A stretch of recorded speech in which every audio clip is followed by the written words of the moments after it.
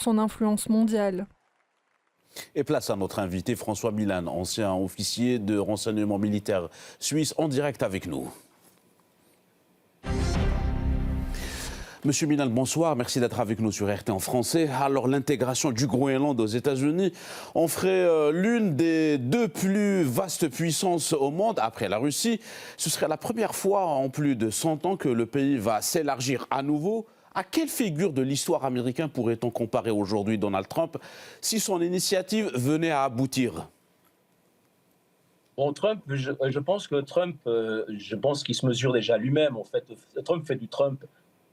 Alors c'est clair que l'élargissement, ça serait pas des moindres, puisque le Groenland représente 4 fois la surface de la France. Maintenant, Trump, il faut se poser les questions, plutôt la question, quelles sont les motivations de Trump? Alors ça peut être bien sûr mercantile et crapuleux, comme il a déjà fait avec d'autres régions, où en fait il regarde que le business, donc faire du business. Ça peut être mégalomane, puisqu'il est aussi mégalomane. C'est ce que vous dites, donc ça veut dire agrandir depuis 100 ans, agrandir le territoire des États-Unis et gagner ainsi une profondeur de champ face à la Fédération de Russie et face à son ennemi déclaré qui est la Chine avant tout. Mais si on regarde sur le plan factuel, pragmatique, c'est vrai que ça part, en fait ça a du sens. Vous savez, grâce à cause de la fonte des glaces, maintenant, le cercle arctique où je me trouve actuellement, je me trouve à Tromsø, donc c'est au nord de la Norvège, sur le premier cercle arctique polaire. En fait, on appelle ça la route polaire de la soie ou la route de la soie glacée. C'est une route qui est très convoitée actuellement par la Chine parce qu'elle présente l'avantage de réduire la distance entre l'Asie du Nord-Est et l'Europe du Nord par rapport à la traditionnelle via le canal de Suez de 30 à 40%. Donc on parle avant tout de route commerciale. Donc par rapport à ça, si Trump continue sa stratégie de se mettre, en fait, de s'opposer face à la Chine, c'est pas du tout illogique ce qu'il est en train de faire. Ce désir, voilà, de s'emparer du Groenland reflète fidèlement la logique du président américain qui fait passer les intérêts des États-Unis avant tout le reste. Dans un contexte où les États-Unis fêtent leur 250e anniversaire, Donald Trump souhaiterait-il saisir cette opportunité pour, voilà, entrer dans l'histoire de son pays?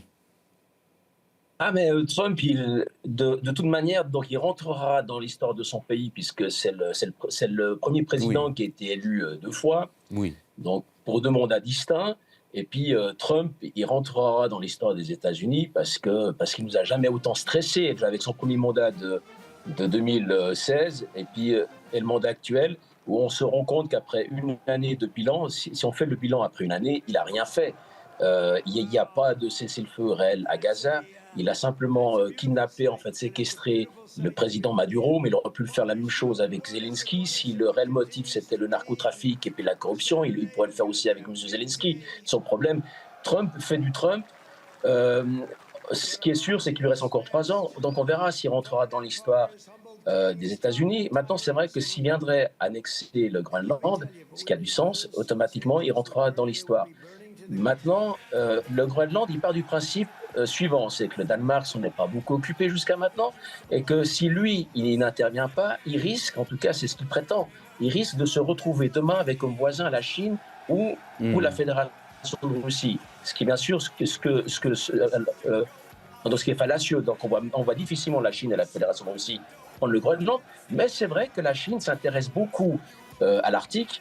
La Chine qui se déclare déjà, même si la Chine n'est pas riveraine de l'Arctique, la Chine se déclare déjà État quasi-arctique et pèse dans les décisions du Conseil de l'Arctique. Et l'autre partie de ce contentieux, les Européens, de leur côté, semblent plutôt préoccupés par le Mercosur et les intérêts de l'Ukraine que par ceux de leur propre population. Les actions de Donald Trump pourraient-elles augmenter les exigences de la population européenne pour une politique plus souverainiste de l'Union européenne? Alors ça serait le moment, parce que vous savez, en termes d'armement, il faut peut-être rappeler que 9 membres de l'Union européenne, qui sont les Pays-Bas, la Belgique, le Danemark, l'Italie, la Pologne, la Finlande, l'Allemagne, la Grèce et la République tchèque, ont choisi le F-35 comme chasseur-bombardier furtif. Et on sait très bien que le F-35 ne peut fonctionner qu'avec l'accord et puis l'outil technologique des États-Unis. Donc ils n'ont pas choisi leur souveraineté Ils n'ont pas eu le courage et la dignité de pays comme le Portugal et l'Espagne qui ont renoncé à acheter l'F-35. On voit mal dans ce cadre-là comment les voisins, ou plutôt les alliés du Danemark, entre guillemets, puisqu'on voit que l'Allemagne déjà se retire, on voit mal comment les pseudo-alliés du Danemark pourraient faire quelque chose. Mais par contre, c'est vrai que les Européens, plutôt la population, peut se poser des questions si est-ce qu'il faut continuer à acheter américain. Et puis peut-être aussi un petit retour de l'histoire, c'est que le Danemark n'a pas été très correct avec les membres de l'Union européenne sur ces dernières années.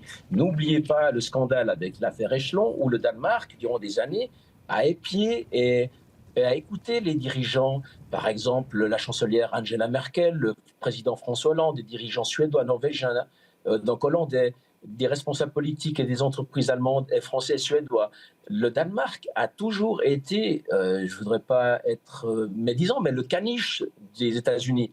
Donc premièrement, le Danemark est très mal récompensé aujourd'hui, donc le Royaume du Danemark, mais le Royaume du Danemark a un contentieux par rapport à la loyauté vis-à-vis de ses collègues membres de l'Union européenne. Et dans ce contexte, 8 pays européens sont menacés de surtaxes douanières par le président américain Donald Trump s'ils ne vont pas accepter, bien sûr, ce projet du Groenland. Jusqu'où peut aller le président américain dans sa démarche ? Le président Donald Trump peut tout faire. N'oubliez pas que la négociation des taxes douanières pour les membres de l'Union européenne repose sur les épaules de Ursula von der Leyen, qui est la présidente de la Commission européenne, et c'est elle qui, jusqu'à maintenant, est en première ligne. Et le dossier, que ce soit un succès ou un échec, va dépendre uniquement de Ursula von der Leyen. Donc, autant dire que l'Union européenne est très, très mal positionnée. En fait, il y a rien qui va pour l'Union européenne actuellement. Et le président français Emmanuel Macron a assuré que l'instauration de ces droits de douane ne va pas affecter l'engagement de la France au Groenland. Mais la vraie question n'est-elle pas de savoir si quelqu'un est réellement capable de tenir tête au président américain ?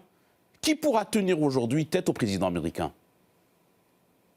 Actuellement, donc là on sait très bien, ceux qui tiennent tête au président Donald Trump, tout mégalomane qu'il est, c'est la Fédération de Russie et la Chine. Maintenant, est-ce qu'il a d'autres inquiétudes? À mon avis, il a d'autres inquiétudes. Ça, c'est plutôt à l'intérieur, c'est donc aux États-Unis même, puisque même le vice-président J.D. Vance prend ses distances.